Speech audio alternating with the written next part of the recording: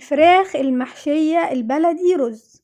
يلا اعملوا لايك للفيديو واشتراك في قناة روشا ابراهيم سيف الوحش. بسم الله. زي ما انتوا شايفين دي القوانص بتاعتي. طبعا الفراخ دي بلدي وانا بنضفها في البيت، فبمسك القوانص بشيل الجزء اللي هو الاصفر ده، بنضفها كويس جدا لو فيها اي دهن او زيادات. وطبعا بمسك الفرخة بتاعتي بنضفها كويس وبفرشة الاسنان او فرشة التنظيف. لازم اجيب الحتت اللي هي بتبقى صغيرة دي من جوه في العظم، الدم بقى وبقايا الحاجات اللي بتبقى جوه البطن. وكمان بمسك الحوصلة بتاعتها وبنضفها كويس قوي. وهنا بقى هرش عليها شوية كده دقيق وملح وخل، وادعكهم كويس جدا، وادعك القوانص برضو كويس جدا جدا. والكبد هشطفها بشوية مية وفيها دقيق وعصير ليمون، وممكن شوية لبن عشان تسحب منهم اي زفارة. وبلاش الخل عشان الخل ممكن الكبد يعمل فيها زفارة. هاخد بقى قرنين فلفل كده وطميميتين وفصين توم، واضربهم كويس جدا في الخلاط واحط عليهم شوية توابل. ويفضل طبعا لو في مكعب ماجي او التوابل بتاعه الاندومي دي، بتدي طعم حلو جدا. وبمسك الفرخة بقى بتاعتي من بره ومن جوه وتحت الجلد، طبعا بفصل الجلد لحد لما اوصل للحوصلة من فوق، وبدعكها كويس جدا بالخلطة من بره ومن جوه، وبسيبها منقوعة في الخلطة دي. وطبعا بظبط الملح لان ماجي طبعا بيبقى فيها نسبة ملح، فناخد بالنا كويس اوي من الموضوع ده. انا عاوزة الفرخة تبقى حلوة بس ما تملحش معايا. يفضل طبعا ان انا انقع الفراخ في الخلطة دي حوالي ساعة، لانها بتديها طعم حلو جدا. هنا لما بعمل الفراخ البلدي مش بحطها في محلول نقع، بفضل ان انا ادعكها زي ما قلتلكوا بالملح والدقيق، لكن بحب انقعها جدا في الخلطة دي. هسيبها منقوعة بقى ونروح على النار بصلاية كده متوسطة وزيت وسمن الاتنين مع بعض، ولازم الزيت ضروري عشان الزيت هو اللي هيخلي الرز بتاعي مفلفل. واقلب البصلاية بتاعتي على النار لحد لما تصفر معايا. انا عن نفسي بفضل ان انا اسلق القوانص ولو حتى نص سلقة عشان اضمن انها تستوي معايا. بقطعها هي والكبد بتاعتي لقطع صغيرة وبقلبهم كويس جدا مع البصل. وبعد كده بنزل بقى بكزبرة ناشفة، وكمان معايا خلطة الفراخ، وباخد شوية قرفة وجنزبيل كده صغيرين، واقلب كويس جدا جدا، وانزل بالرز بتاعي واقلبه كويس قوي. طبعا الكبد والقوانص بتتقلب في الاول كويس جدا عشان نتخلص من ريحة اي زفارة ممكن تكون في طعم الرز.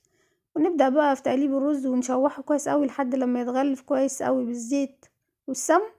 وبعدين هنزل عليه بخليط من الطماطم والفلفل والثوم، انا كنت شلتهم على جنب من غير توابل. وهبدأ انزل بالمية المغلية بتاعتي، وهسوي الرز بتاعي 3/4 سوا، مش سوا كامل، لان لو الرز استوى سوا كامل والفراخ دي صغيرة هتاخد نص ساعة على البوتاجاز، فهلاقي الرز عجن معايا. لكن 3/4 سوا والفراخ نص ساعة بس في السلق، هلاقي الرز بتاعي يطلع مفلفل معايا ومظبوط. هغطي على الحلة، وطبعا هنزل بالملح الاول وبعد كده هغطي على الحلة بتاعتي، وهغرف الرز واسيبه لحد لما يبرد تماما. دي خطوة مهمة جدا يا جماعة، ان الرز يبرد تماما علشان ما يعجنش معايا لما اجي احشيه في الفرخ. همسك الفرخة بتاعتي واصفيها خالص من الخلطة او التتبيلة اللي انا كنت نقعاها فيها، وابدأ احشي الرز. طبعا هبدأ احشي الاول الحوصلة بتاعتي، وهحشي تحت الجلد. بصوا انا قلتلكوا ان انا فصلت الجلد عن العظم بالشكل ده او عن اللحم، وهبدأ بقى احط الرز بتاعي بالطريقة دي.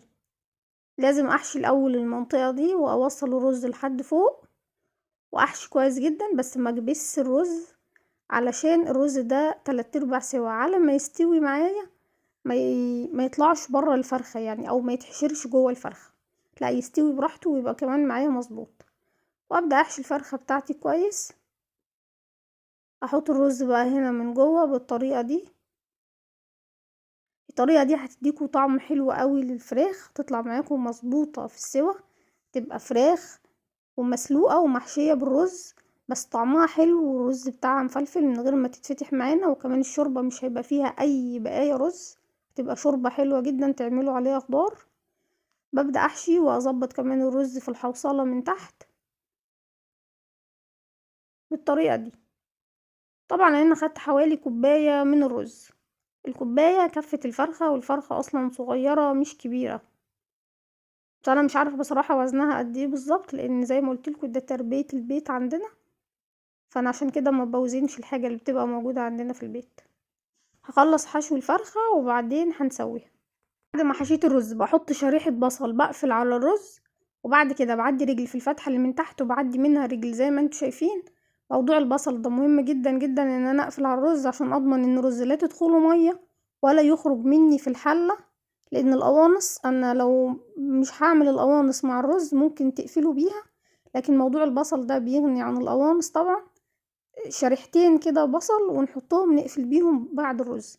هنا طبعا المية بتاعتي بتغلي على النار، فيها بصل وتوم وطماطم وفلفل وبهارات فراخ، وهنزل بالفرخة بتاعتي بعد ما المية تغلي. وزي ما قلتلكوا هي بتاخد معايا بالظبط حوالي نص ساعة، وطبعا بظبط لها الملح بتاعها. وكده بعد ما الفرخة بتاعتي استوت، اللي حابب يدخلها تحت شواية انا عن نفسي هحمرها في الطاسة على النار. وبألف هنا وشفا.